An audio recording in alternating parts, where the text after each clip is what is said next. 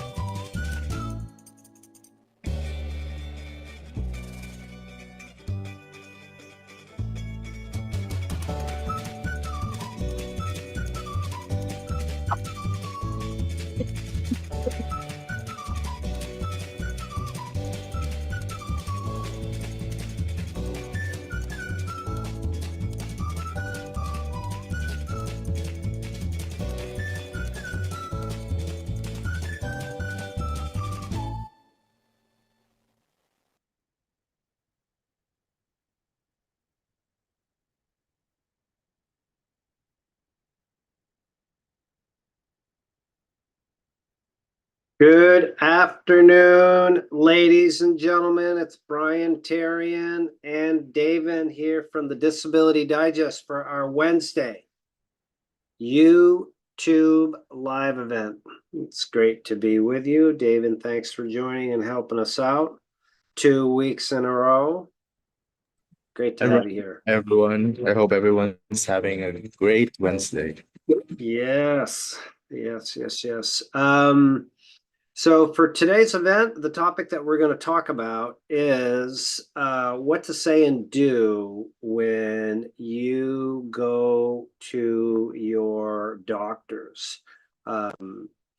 And we're covering this because this is, in my opinion, one of the top, if not the top, disability income tips or lessons that I can provide for people. And this will help individuals that are going through the disability approval process understand what to do when they go to like their primary care and their specialists, or even when you're applying for disability, go to your independent medical exam.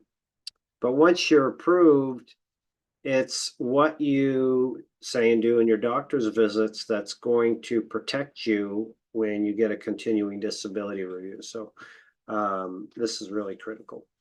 So that's what we have on tap today. And also we are going to take some questions that we have in the chat. I'll open up the phone lines too today. You can call in. I see that there's some questions pouring in already. They seem to be, one is from one individual. It's got some great feedback and questions here for us. So we're going to address all those. Great. So listen, if you are new here, welcome or welcome back. If you're not, the focus of these live events and the work that we do here at the Disability Digest is to be your trusted source to help you get your disability benefits approved, help you keep them, help you maximize them. We've been doing this since 2006. Currently, there's around 192,000 members at the Disability Digest. So we've learned a lot from member experiences, these events, feedback that we get, conversations, research that we have. So that's what we extend to you here and do our best to help you out. So I hope that you provide or find value in the information that we have. Good. So let's get into the topic. One of the observations that I have with individuals when they are attempting to communicate their inability to work is they communicate that they have conditions, which is unfortunate. They may say, I have degenerative disc disease, I've got arthritis, I've dislocated my shoulder 7 times, and I'm in so much pain, I can't work. But the challenge with that is it's not the conditions that prevent you from, or let me rephrase that. It's not the conditions that will qualify you for Social Security disability. It is that those conditions have been diagnosed by a doctor, that they've been treated, and that the limitations have been documented. I want to make sure that you get this, because this, if I ask a question in a few minutes, like people explain why they can't work, which actually I'll do right now. If you want to put in the chat a short 2-sentence statement why you can't work, I'll go through some of those. And if they're correct, I'll give you a thumbs up. If they're not, then I'll let you know so that you can correct your statement. Because what happens is the statements are condition driven typically. They're not focused on the limitations. So that's really what the key is when you are communicating to your doctor, is the limitations. So one such limitation, if you're observing me doing this show, I'm actually sitting on a yoga ball. But if I had a chronic back issue, my sitting would be limited to, let's say, 5 minutes. So I would only be able to be in this position for 5 minutes. And how that connects to disability approval and keeping your benefits is if you've been in an administrative type job and you're not able to do that job because you have the sitting restrictions. And when I transition to stand, I can only stand for 10 minutes, for example, then I'm not able to stay in that work environment. But if I was to say I have degenerative disc disease and I've got I have a back fusion, then that's not connected with the limitations. All right.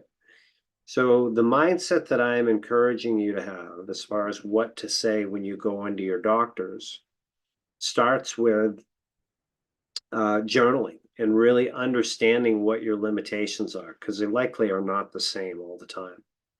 And then communicating those limitations. So I'm going to change screens here from this wonderful graphic that Micah and Pat's put together for today's event.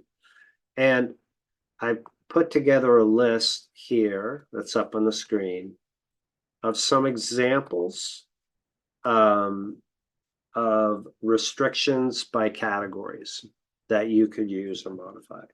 So if it's a lifting restriction, we talked about the sitting and standing, which was at the top of this, but I already covered those. But if it's a lifting restriction, cannot lift more than 8 pounds. A good reference point for 8 pounds is a gallon of milk. You're not able to lift a gallon of milk.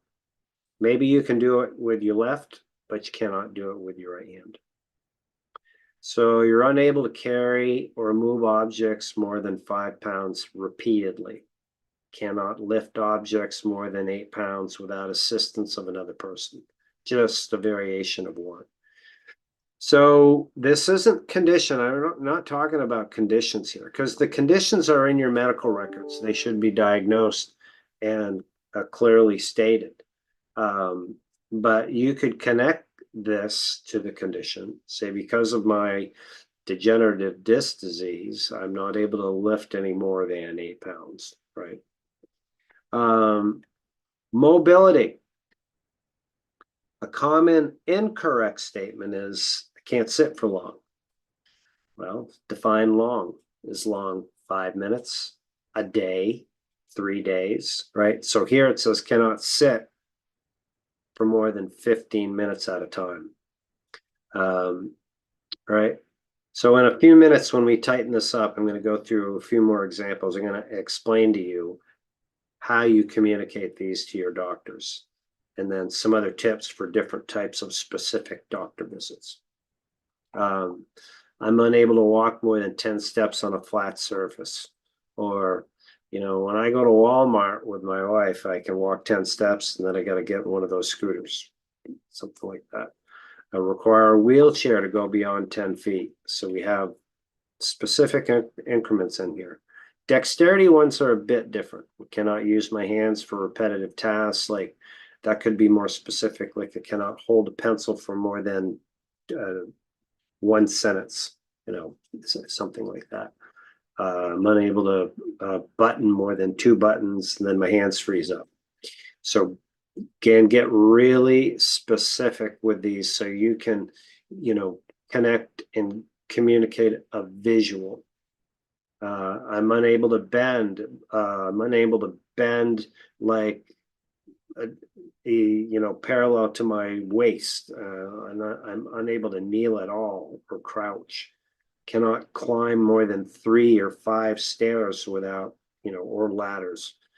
So just what I'm repeating myself here is to get the specific increments in.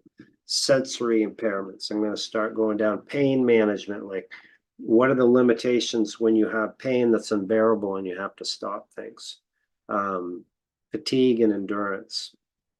Fatigue may be, I get up in the morning, I make myself a light breakfast. I go out to the mailbox and back, and then I have to take a 45-minute nap, right? So that type of fatigue, or I'm not sleeping more than 4 hours at night, and I get up in the morning and I've got to do X, Y, and Z, and then it requires me to take a 45-minute nap in the morning. So when you say nap or rest, the specific average period of time that you have. Concentration, focus, memory impairments, like, people with COVID, they had their executive function in their brain created limitations for remembering things that they used to be able to remember. So that's memory impairment. Stress, anxiety, social interactions, people with PTSD commonly have social interactions. They're not comfortable being around 2 or more people or anybody else other than themselves. So these are some of the examples that you can use. So in the next few weeks, I'm going to try to start this next week. We're going to do some lessons on how to use Chat GPT, which is a free tool that you can use where you can take your condition and craft like a statement that will help you communicate what your limitations are specific to your conditions. And so tune in next week, or hopefully it'll be next week for that. All right, so what do you do once you have a handle on these? I'm going to bring you through what we've covered. You want to communicate your limitations, you journal them, and you put them on a piece of paper. And then the most important piece of all of this is getting this information into your medical records. And this is important because when Social Security looks in your medical records, they'll see conditions, but unless you've communicated the limitations, they're just going to see the conditions, and they may be marked. Like a marked condition is either mild, moderate, or severe. But somebody with moderate severity of a condition may have limitations different than somebody that has severe. It's just individuals deal with pain differently.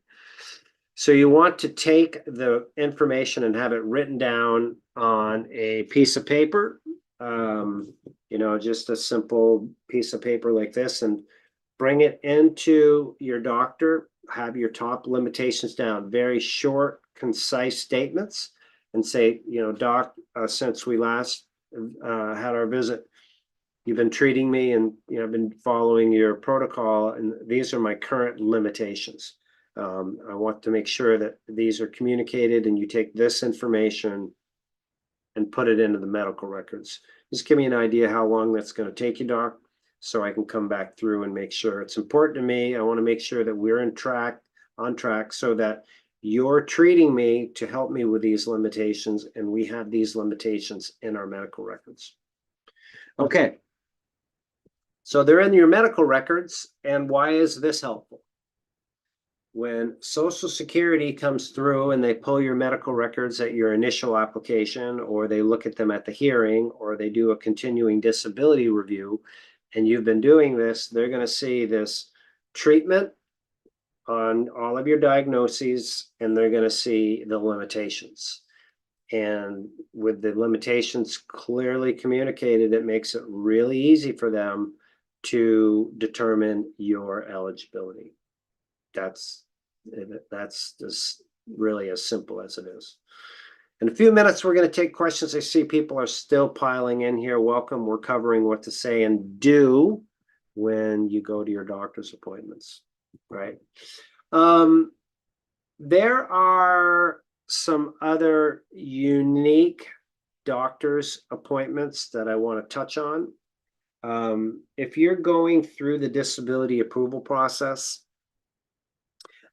last I looked at the budget and the research from Social Security, is 72% of applicants are sent to do an independent medical exam.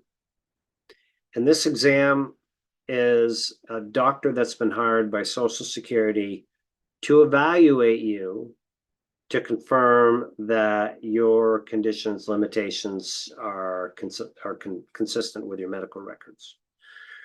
And this is really important because people have gone into these unprepared, and it's basically a showdown between you and the doctor.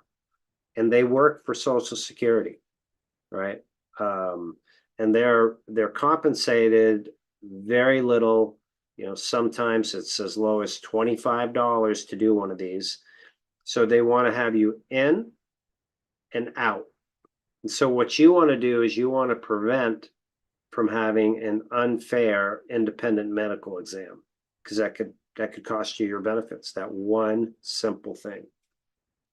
All right. So here at the Disability Digest, how we help with that is we have a membership here. There's no charge for it. You can come to the Disability Digest and join us.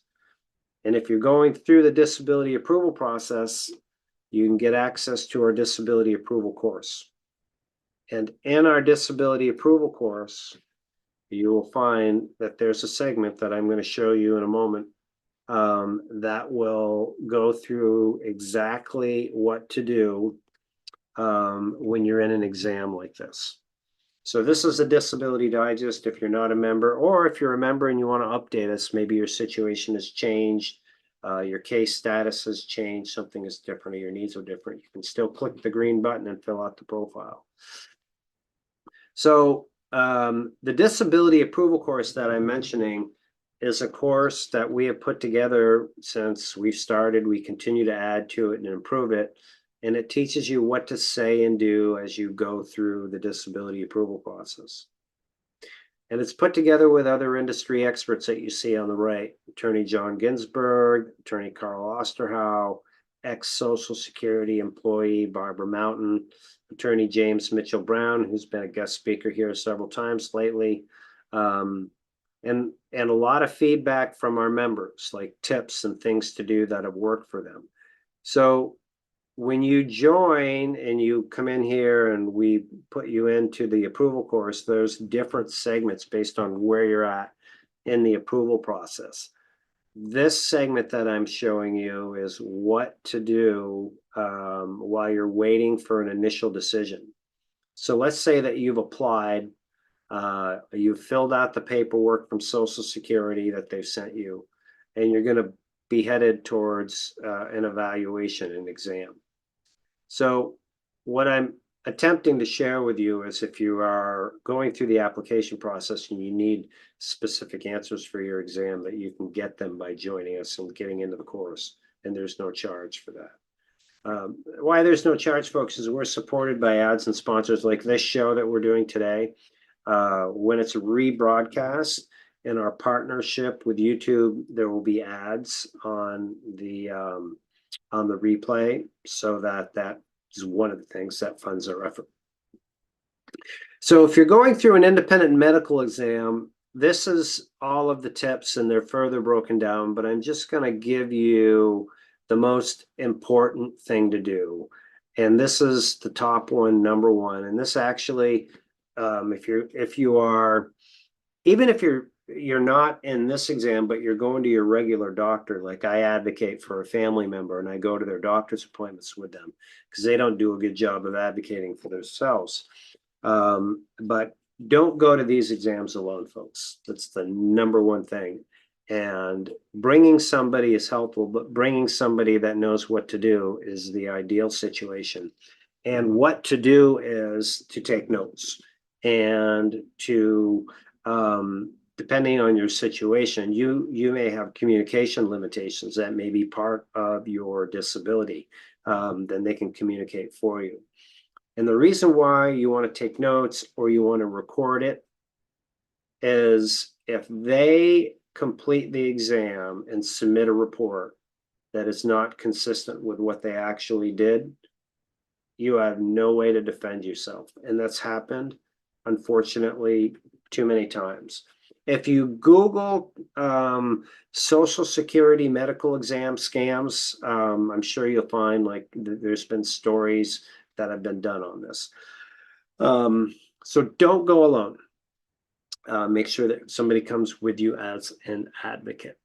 All right, so let's recap what we've talked about. We want to make sure that you're not communicating just your diagnosis, that you're getting locked into the limitations, right?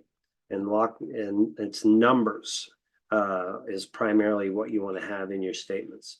You're journaling this, you present this to your doctor, you go back into your portal, and you make sure that the doctor has actually done their work.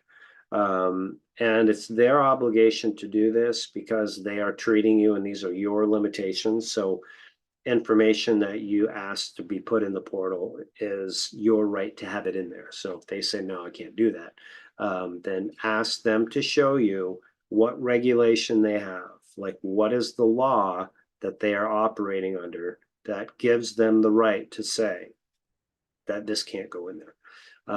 And that will change their position. Okay. Good. All right. So what we're going to do now is we're going to address some questions, and then I'm going to open up the phone lines in a few minutes. So you could call in if you would like to. That would be great. So, and I know there's some of you that are participating from YouTube, and we're also broadcasting on different areas and Facebook, but wherever you are, you should have access to a comment or a chat feature where you can submit your question. Okay. All right, David, if you're ready to get started.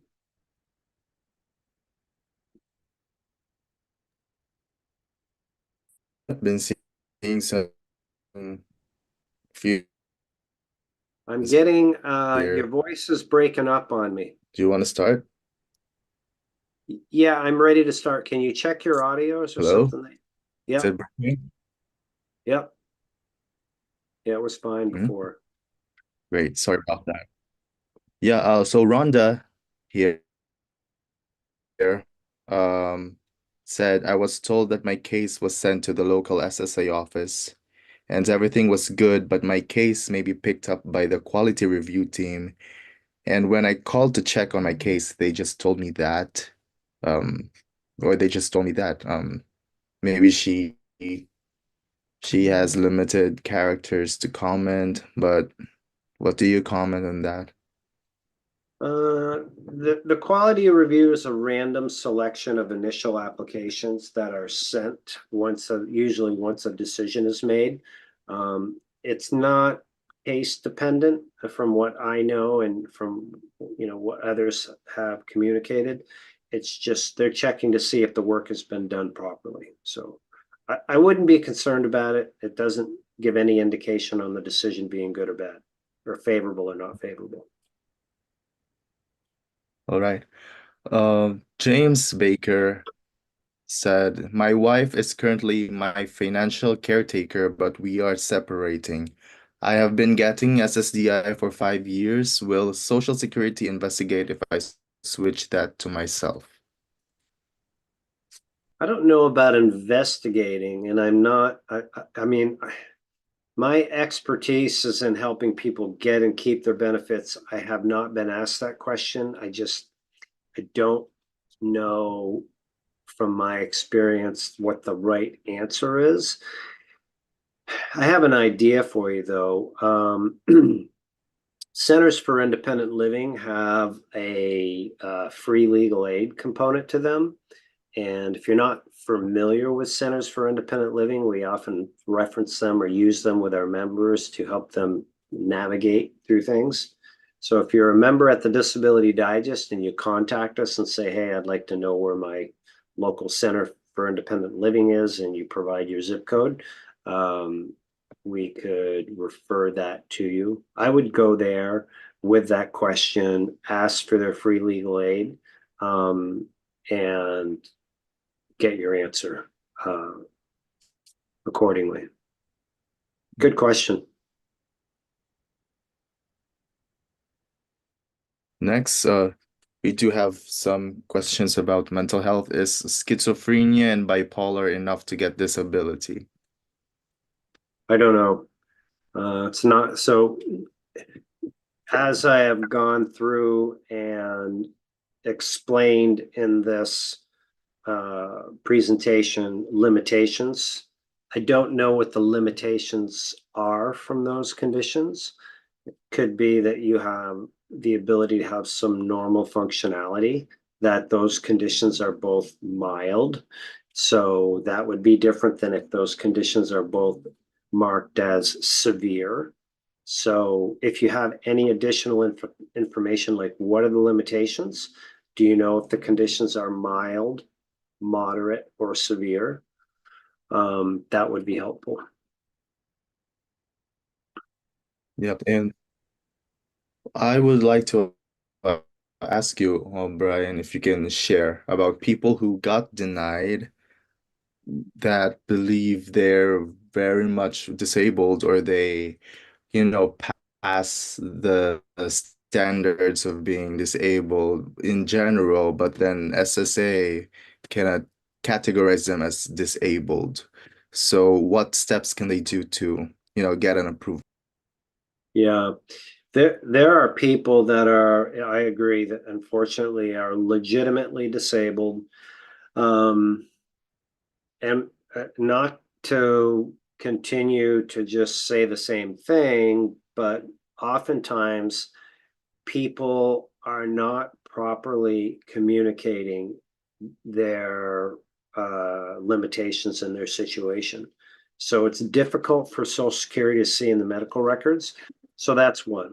I mean, there also is, so it's the communication and properly doing it and making sure that not only your medical records, that you get additional evidence, like you can get residual functional capacity report forms filled out by your doctor that are Social Security recognized forms that confirm that you're being treated by the doctor, what their opinion is on your limitations, and their opinion is on if you could work. So if you have the medical records, additional evidence, which there's other additional evidence that you can learn about in our disability approval course, then that definitely would be helpful. So I don't know in this situation, like what is in the case and what's been communicated, if somebody did this on their own, or without any guidance, I don't know. One other thing I do want to say that really is a problem with Social Security is there are people that apply for disability and may have all the right ingredients to be approved, but they get denied at the initial application. And they appeal it.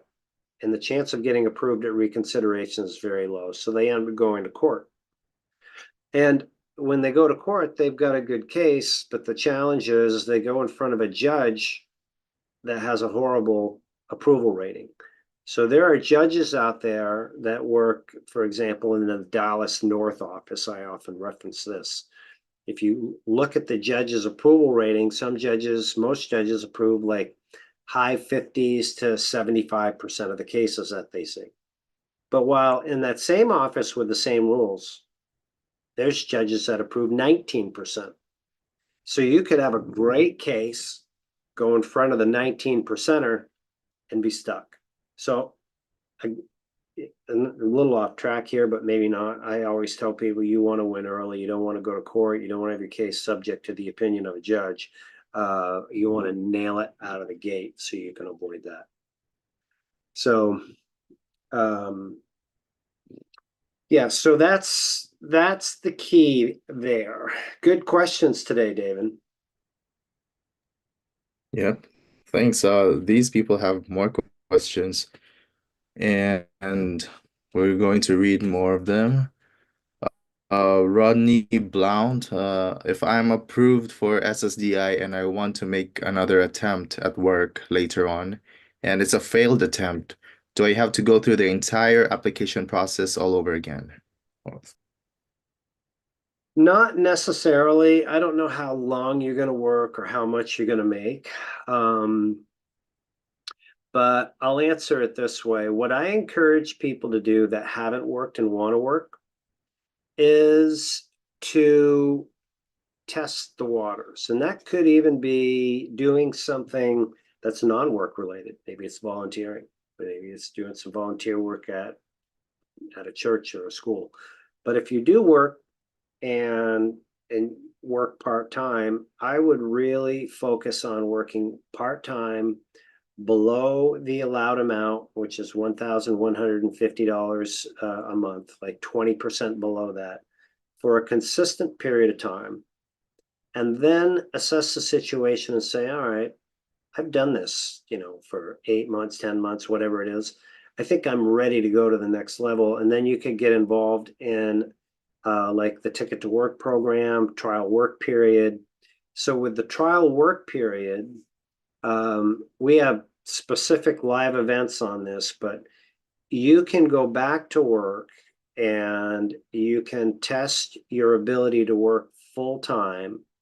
And it's 9 months over 5 years that you can do this and earn an unlimited amount of money.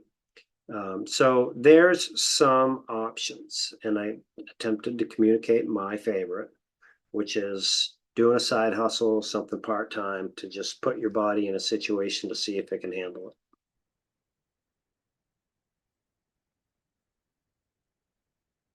All right, what's next? Right. Next, well, Duke has his follow-up question about schizophrenia. Uh, is schizophrenia and bipolar enough if mental hospital has written it as gravely disabled? What about a slip disc in the back, a degenerative disc, a type of hernia? I'm assuming he's experiencing this all at once. So So grave gravely isn't grave. disabled. I am not familiar with that term because it doesn't fall into the norm of assessing conditions, but I wouldn't consider that to be good, unfortunately. And then the other one about the other conditions, there isn't any like noted severity there. Like with those conditions, if they're physical conditions, those you can see with pictures, like MRIs are really helpful to do that. So did I cover all the points on that, or did I miss something? I think you did, and the key word there is severity, and Severity. you know Yeah. how, yeah. Yeah. And do you know someone here? I know you've already noticed him or them. Not sure about his identity, but he's been commenting us with his experience, which is not good. He has this bad experience that involved the disability digest. He said he was denied SSD on first try because we did not actually answer their call. He got a letter from SSD stating he was denied or they were denied because of his representative, which is you, according to him. After losing, I fired Ryan and received a letter from him stating that his name be removed from representative of my case. So he proceeded alone and filed his own appeal, which he was successful in. And he has this, he is ranting and he has this, he's not happy with his experience with the disability digest. Can you address that? So once and for all, so that our other members can get clarified on. Yeah, so I want to make sure I understand. So this is somebody that we worked directly with as their representative, was denied for a reason stated that a phone call was not returned, right? And we were released or fired. And they went on to get approved. And then what did we, was there, like, is the cause for being discontent being denied, or that we were paid for the work that we did, or both, or?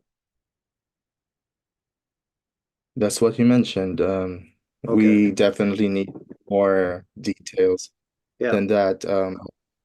yeah, for sure. Okay, Yeah, he.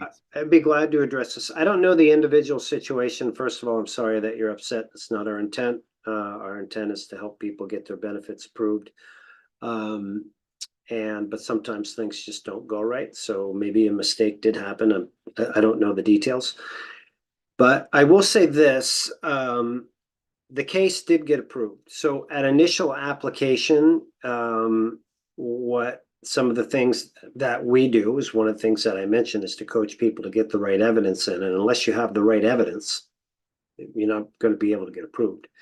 So in this situation, if we have an individual that we're working with, and this is standard practice for all disability representatives that are attorney or non-attorney representatives, they have the right with Social Security, if somebody releases them or fires them, to submit a process that's called a fee petition.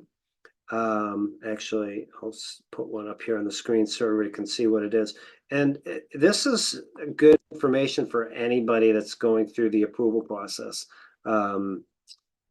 to understand this. So as a representative, this is submitted, you fill it out, and then you list all of the work that you did, and like how much time you spent, what were the steps that you did. You document all of the evidence. Basically, you take the case file that we did and what we worked up, and you submit it to Social Security, and they'll say, well, Jace, you either did work on this or you didn't. If you didn't do work on it, then they won't pay you. If you did do work on it, then they will pay you. So that decision is not the decision of any representative, whether it be me or anybody else.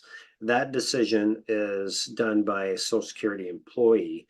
Commonly, it's done by a Social Security judge that takes a look at these. So what I look at, and in the writing from Social Security, is that without knowing all the detail, I believe we did the work because we get paid on it. And the individual got approved. Was it smooth? No, it doesn't sound like it was. So the last point I want to make on this is, oftentimes it's a difficult process. It's a difficult process for those that go through it. It's not easy work for disability representatives. And not all cases get approved at the initial application. But sometimes people are in a tight spot and they make a decision that they want to fire their disability representative, but they don't understand that the disability representative has the right to submit this process to Social Security to get paid. and Social Security has the right to make a decision as to whether they did the work or not. So this gets really sticky if this individual didn't get approved at the initial application and went on to a hearing and hired another disability representative.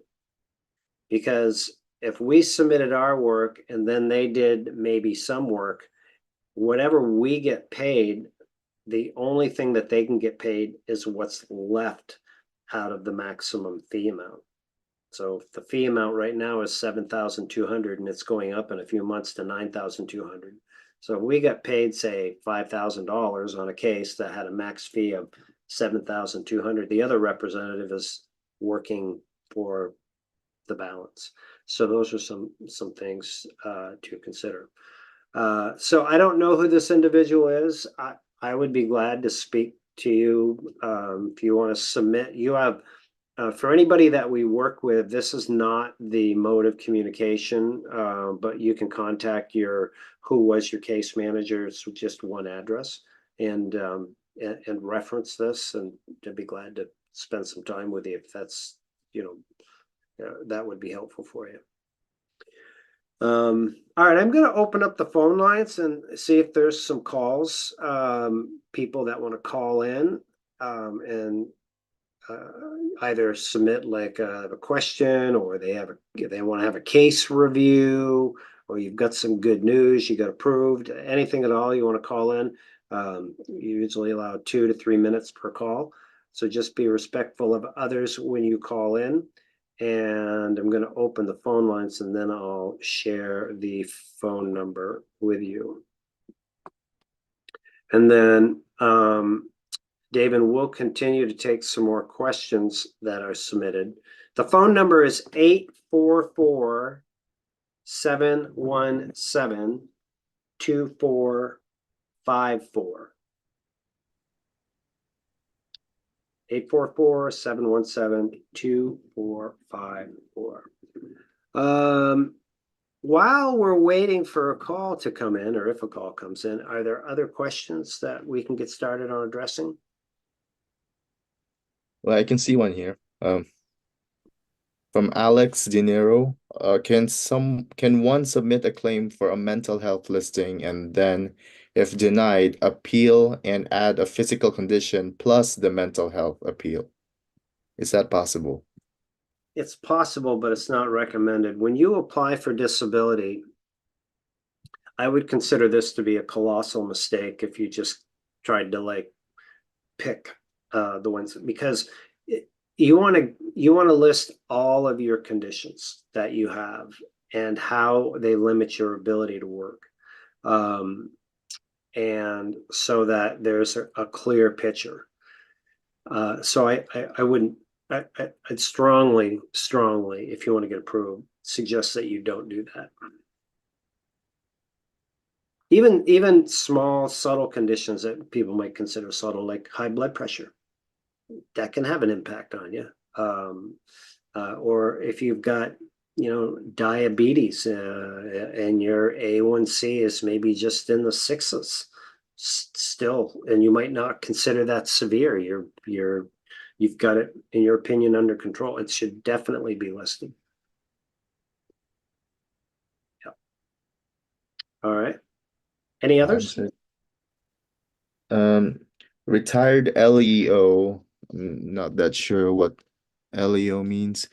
Currently on SSDI for almost 3 years, diagnosed with PTSD, acute anxiety and depression. I have chronic pain in both shoulder tendon and impingement, plus bulging disc C4 through C7. That's his limitation. So I'm going to score that one as far as communicating if you're, like a disability qualification. I'm going to score it 1 low, 10 high. I'm going to score that one as a 2. There's no communication of limitations in there at all. So I would go back through that one and then revise it and send it in. Like, can't sit for 15 minutes, can't stand for 20. Like, how is it limiting you? Yep. And remember, folks, I'm committing to next week now that we're going to do a deeper dive on this and how you can use a free online tool like ChatGPT. And I'll give you some prompts that you can just take and put your conditions and your limitations in and cook up a nice statement that's going to be accurate. Yeah. All right. What's next? 844-717-2454. Anybody want to call in? Mhm. Kind of feel like the Maytag repairman. Maybe you don't remember that, but this guy's sitting around, no one calling. It's all right. Good. Keep them coming. Just scanning if I missed a question. Mm-hmm. Sure. Sure. Also, I just want to give a shout out to everybody about this. We are in August now. And most of you that are out there that are approved are on a Medicare Advantage plan. And Medicare Advantage plans by law send out their notice of change in September. So I strongly encourage you to look at your notice of change. If you don't want to look at it and see what changes there are and you're a member at the Disability Digest, you can put your name on a list for a benefit review. We do it at no charge. And the reason why you want to look at that is oftentimes plans change. If you're on a Medicare Advantage plan, what you're on this year is likely not going to be the exact same plan next year. Like they might change the primary care visits from $0 to $5, or a specialist might be, from $30 to $40. Sometimes it actually goes the other way, or they might change x-rays or testing. But that notice of change has to clearly by law spell it out. And maybe it's going to be fine with you. That's it.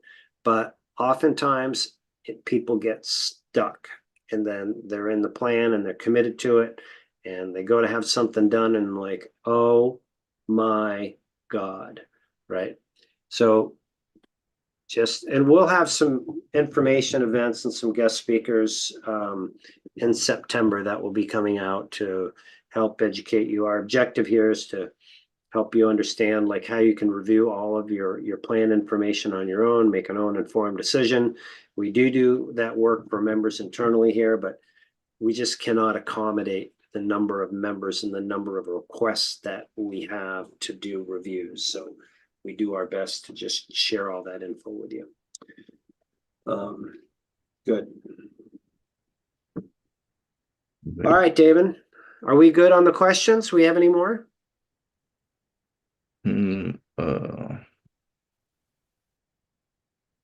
Scanning here. Rhonda asks, Brian, do you know how long does the quality review takes? I don't. Predicting Social Security and time frames different, but if I had to place a guess, I would say it's going to be 60 days at the max, 90 days. And that's something that you could follow up on, with Social Security. If it gets trending towards the 60-day, just call and follow up with your case manager. Or if you're using a representative, they can do that for you. Yeah. All right. We have a call coming in from Mr. Derek O'Donnell. Derek? Brian Terry here. How are you? I saw your name flash up on the screen. Thanks for calling in. Thank you. Yeah. How can I help you? Yes, I just wanted to kind of give us a positive story if I could. First of all, I want to say that you guys do some great work. I really appreciate it very much. Yeah, thank you. I had, unfortunately, a catastrophic heart problem kind of emerged a few years ago. I had to have reconstructive heart surgery, and part of it was helpful, part of it was not successful. My doctors at the time, towards the end of 2022, applied for disability for me, and I did receive that actually within 5 months. Great. Yeah. I did, however, me being me, I'm a nurse. I worked in healthcare for 42 years up until recently. I kept pushing for a couple of years on some jobs. And this April, I simply had to quit. My doctor ordered me to, because we had to triple the medications to control my problem. And I was failing at my job. I got failing scores on reviews, and I never had. So the challenge has been the last 4 months is getting the reinstatement of the benefits, because I'm still in the 36-month extended benefit period. Mm-hmm. It took 4 months and a lot of pushing on some buttons, but I recently did get May and June back payments just last week. Beautiful. Yeah, it was April 17th. I had to walk away from the job, and my doctor's in full support and is, very supportive. Yeah, I have a good relationship with them. Mm-hmm. And just want to report that, pushing on the right buttons, and it can work. And I believe organizations like yours are very valuable. And just wanted to kind of give that as a positive light for somebody if it helps anybody. Well, thank you. Thank you. I appreciate that. Yeah, so I just want to make sure I get it. So you returned to work. Tell me, how long did you work for again? About a couple of years, actually. Okay. So you went through your trial work period of, yep. Nine, yeah, the 9 month period, yeah. Yep. Yeah. Great. Yeah, and when I did that, Social Security called me and sent me a letter saying, hey, you're going through the 9 month trial work period. We're not going to pay you, but at any time, if you can't work in the next 3 years, you call us. Yep. And I kept that letter, and I have all my letters from the last couple of years in this process and all my forms. And so it was my impression that the Social Security office is so overwhelmed, and they have some process problems, I can tell, because it was a tedious 4 months. But at least I got the back pay, and hopefully I'm in the process now going forward for the benefits is my hope. I did, in the original letter, Brian, get an indication that within 5 to 7 years they're going to do a CDR. That would put me somewhere in 2027, right around there, or in that time frame in 2027 would be 5 years. Yep. But I do go see my doctor every 2 to 3 months. Like I said, unfortunately, we had to go from 2 meds to about 7 meds now to control my heart problem. And I'm diligent on that. I think all the advice you give is right on point. So I worked in healthcare for 42 years. Oh, really? I just want to give that. I'm sorry. I'm going to do a shameless plug. I'd love to work with you guys somehow, if it were possible. I'd like to do that. If you thought I could bring some benefits to yourself and your clientele, I would love to do that. Oh, that would be wonderful. So, yeah, I mean, I'm making a list of a few key things that I want to just point out to you, but I can definitely talk about the working in the CDR. But I did have one question for you, Derek, before I could get into that. Is if you could explain to the audience what happened with your Medicare coverage when you went back to work for 2 years. Yes. So I was not offered Medicare until 2023. And at that time, I thought I could push forward a little more with my work life, and I declined it in 2023. And that was a process where I had to send in a form and make a couple of phone calls to Medicare to do that process. And that way, then I'm not penalized in the future because I had coverage with an employer. This year, in 2024, I was offered again Medicare, and I knew that I was declining, and I had to have an exit plan for my career. My doctor was telling me for actually the last 12 months, I needed to quit. Okay. So I accepted Medicare. Locally, I'm in the St. Louis area. I know some local MA plans that I used to work with peripherally when I was working in leadership positions in healthcare down here. And I joined an MA plan. And that's always an adventure, as I'm sure you know. Yep. Because you don't might mean well, but what the brokers advertise isn't exactly what you may get. Mm, mm, And that's why CMS gets all those complaints in the CTMs, as I'm sure you know. mm. Yeah, we try to avoid so those. Mm. Yeah, yes.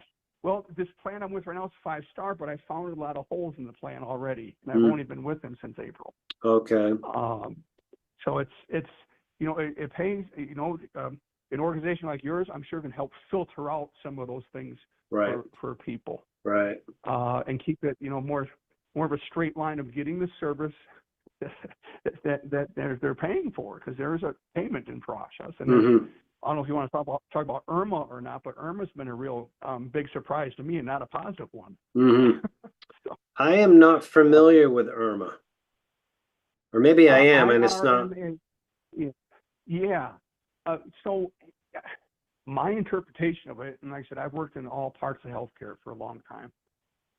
My interpretation of it is that, well, what Medicare is doing is looking back to your tax returns 2 years in the history, 2-year history, 2 years ago, Mm-hmm. and looking at what your modified adjusted gross income is. Not only are they looking for active income, they're looking for passive income. And they assign a payment rate or a premium based upon those numbers, not based upon how your health is today, or what your active income is, or your passive income is today. But 2 years ago is how they're doing that.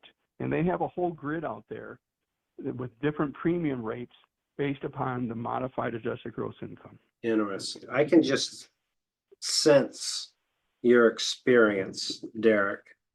Yeah, a lot of value there. I want to talk to you about that in a minute, but a few things I want to mention. For your continuing disability review, when your call came in, your membership came up, that we have here. Okay. And at the Disability Digest, we have a comprehensive how to survive your CDR course. It's available to members, and we release it based on request and demand. So what I would say is you can make note of that.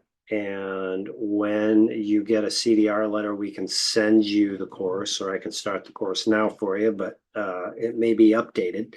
And if you want to get the latest version, then it'd be better to get it like close to when you get your CDR. It was put together with Attorney James Mitchell Brown, who's been a guest speaker here, but it works great. It tells you how to prepare, what to do when you get the forms, how to fill them out, what happens if you get denied, all that stuff. And that's no charge to members. So make note of that. The other thing is, in looking at your membership, your Gmail address that I won't read to everybody that's out there, when you joined us, we sent you a membership confirmation request so we could continue to communicate with you via email. But it wasn't confirmed. So that means at some point in time, the email carrier is going to shut off your membership. So I'm going to send you now, again, the confirmation request. It'll say Disability Digest membership confirmation required. This applies to anybody out there. If you're going to join us, right after you join us, you're going to be sent a confirmation saying, hey, just want to make sure that you want to receive information, invites to live events, etc., from the Disability Digest. You just click on the link in there, and then you are good to go. So have a look for that. Just received it. Yes, sir. Just received it, Brian. Very good. Okay, perfect. And then the other thing, for jobs, I mean, we are blessed to be in a situation where we have some projected growth that's going to be very nice for the ongoing time. But one thing that, and I don't really where you fit in, but I'll just kind of take a shot at this. One of the, in my opinion, one of the best ways for individuals that are disability recipients to supplement their income is to work here as a licensed insurance agent to help people with their insurance decisions, primarily with Medicare. So individuals come to us, they request a benefit review. We look at their benefits, and we look at all of their benefits, like what other things they're paying for that they shouldn't be, what they're entitled to and they're not getting. But a lot of the decision process, what drives it, especially for those that have specific conditions or low income needs, is what their decision choice is for access to Medicare. And so you need to be an insurance agent. So doing that work is an area that is not super time sensitive. You can do it part-time. And then, you know, the income is upfront, and then there's a residual income component to it that we're paid by the insurance companies. And that passive income component is not considered earned income. That's one of the key things that we've learned. So that's something to keep in mind. I don't know if you've ever considered going in that direction, but with your experience, maybe something to consider. Yeah, it's something I would consider and like to follow up with you on that. Yeah. Yes. Yeah. So for sure, well, listen, thank you for calling in and thanks for sharing your information. And yeah, just reach out to us, and you have our contact information and email, and we can get on the phone with you and share some information and take it from there. That would be great. I appreciate it. And thanks for all you do. All right. Thanks as well. Enjoy St. Louis. Okay. All right. Okay. You Thank bet. you. Take care. All right, Derek. Thank you, Derek. Okay. All right, folks, we've been going for about an hour. I am going to wrap up for today's show. I think we've covered the questions that we have out there. And I do want to just give a thanks to everybody that joined today. I see there's 323 people in the queue there on YouTube, and then there's a bunch over on Facebook. So thank you for taking the time out of your day. I mean, it is a pleasure to serve you, and I hope you found value in this work. And thanks, David, for week 2. Give him a shout out. Ooh. Yeah. So we'll be back next week with an AI related show. And we're here, I'm gonna say not every Wednesday, but most Wednesdays. So our ongoing commitment is to be your trusted resource for disability information. So the best way we can really help you, if you're not a member here or your membership status has changed, is join us as a member. As I said, partway through the program, you can go to the disabilitydigest.com, click the green button here, fill out your profile. Why that's the best way? 1, there's no charge for it. And 2, your profile, when it's completed, will allow us to get you like a laser targeted information, like maybe you haven't applied yet, or you applied and waiting, or applied and denied, or you're approved. Maybe you're just approved and you just got your award letter. And then all of those situations are going to have different needs. There's no one size fits all. And so then we have access to individuals that can help you, like who Derek would speak to about his interest is going to be different than somebody that's just getting started, or maybe somebody that's working on still. So that's how the breakdown is. All right. So listen, once again, thanks everybody. Until the next time, make it a great day. Stay safe. Be well. Appreciate you attending.